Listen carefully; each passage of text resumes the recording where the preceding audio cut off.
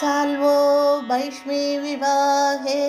यदुबलविजितश्चन्द्रचूडात् विमानं विन्दन् सौभं समाये त्वयि वसति कुरुं त्वत्पुरीमभ्यभाक्षीत् प्रद्युम्नस्तं निरुन्धन् निखिलयदुभटैः न्यग्रहीदुग्रवीर्यं तस्यामात्यं द्युमन्तं व्यजनि च समरः सप्तविंशत्यहान्तः तावत्त्वं रामशाले त्वरितमुपगतः खण्डितप्रायसैन्यं सौभेशं त्यम्यरुन्दाः स च किल गतया सार्गमभ्रंशयत्ते मायातातं व्यहिंसीदभितव पुरतः तत्त्वया भिक्षणार्थं ज्ञाज्ञायीत्याहुरेके तदिदमवमतं व्यास एव न्यषेधीत् क्षिप्त्वा सौभं गदाचूर्णितमुदगणिदौ मंक्षुसाल्वेऽपि चक्रे नोत्कृत्ते दन्तवक्त्रः प्रसवमभिबधन् अभ्यमुञ्चद्गदां ते कौमोदक्याहतोऽसौ अपि सुकृतनिधिः चैत्यवत् प्रापदैक्यं सर्वेषामेष पूर्वं त्वयि धृतमनसां मोक्षणार्थोऽवतारः त्वय्यायाते तजाते किल कुरु सदसि द्यूतके सम्यतायाः क्रन्दन्त्या याज्ञसेन्याः सकर्णमकृताः चेलमालाम् अनन्ताम् अन्नान्तप्राप्तशर्वांशजमुनिचकित द्रौपदी चिन्तितोत प्राप्तः शाकान्नमश्नन् मुनिगणमकृताः तृप्तिमन्तं वनान्ते युद्धोद्योगे तमन्त्रे मिलति सति वृतः फल्गुणेन त्वमेकः कौरव्ये दत्तसैन्यः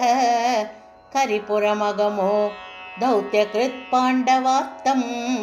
भीष्मद्रोणादिमान्ये तव खलु वचने धिक्कृते कौरवेण व्यावृण्वन् विश्वरूपं मुनिसदसि पुरीं क्षोभयित्वा गतो भूः जिष्णोस्वं कृष्णसूतः खलु समरमुखे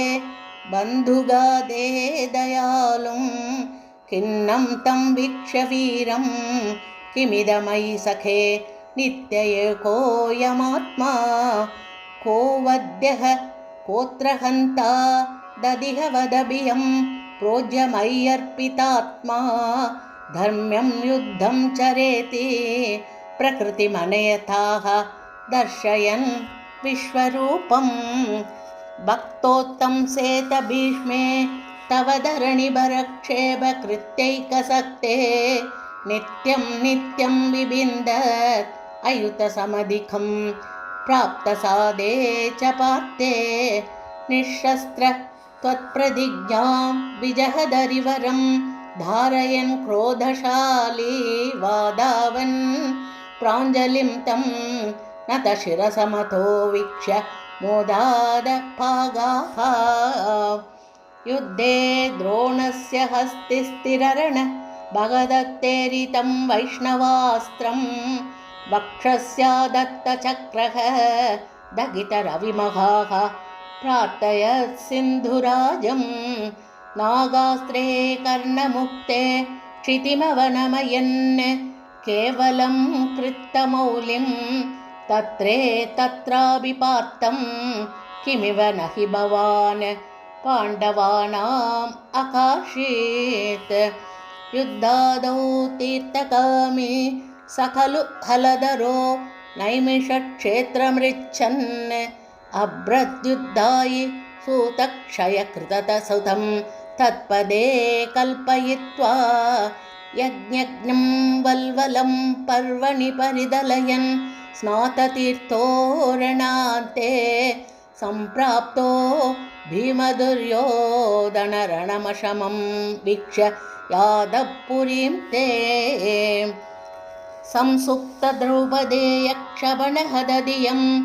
द्रौडिमेत्यत्वदुक्त्या तन्मुक्तं ब्राह्ममस्त्रं समहृदविजयो मौलिरत्नं च जह्रे उच्छित्यै पाण्डवानां पुनरपि च विशद्युद्धरा गर्भमस्त्रे रक्षन् अङ्कुष्टमात्रः किल जठरमगाः चक्रपाणिर्विभो त्वं धर्मौघं धर्मसूनोः अभिदददखिलं चन्दमृत्युः स भीष्मः त्वां पश्यन् भक्तिभूम्नैव हि सवधिययो निष्कल ब्रह्मभूयं संयाजाता अश्वमेधैः त्रिभिरतिमहितैः धर्मजं पूर्णकामं सम्प्राप्तो द्वारकां त्वं पवनपुरपते पाहि मां सर्वरोगात् सर्वत्र गोविन्दनाम संकीर्तनं गोविन्द गोविन्द।